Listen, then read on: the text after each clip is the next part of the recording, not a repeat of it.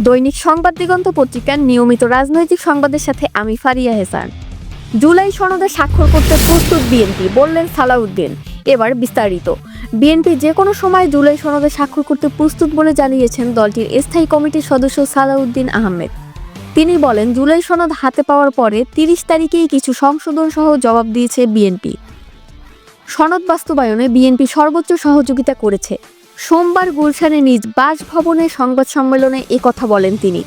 জুলাই ঘোষণাপত্রের ঐতিহাসিক ও রাজনৈতিক মূল্য আছে জানিয়ে সালাউদ্দিন আহমেদ বলেন, ঘোষণাপত্রের যে প্রস্তাব দেওয়া হয়েছিল তা ফেব্রুয়ারিতেই জবাব দিয়েছে বিএনপি। প্রস্তাবে 26শে মার্চকে উপস্থাপন করতে চাননি, আর এর সাথে দ্বিমত পোষণ করেছে বিএনপি। এছাড়াও রাষ্ট্রীয় এবং সাংবিধানিক স্বীকৃতি চতুর্থ তফসিলের মাধ্যমে দেওয়া হবে।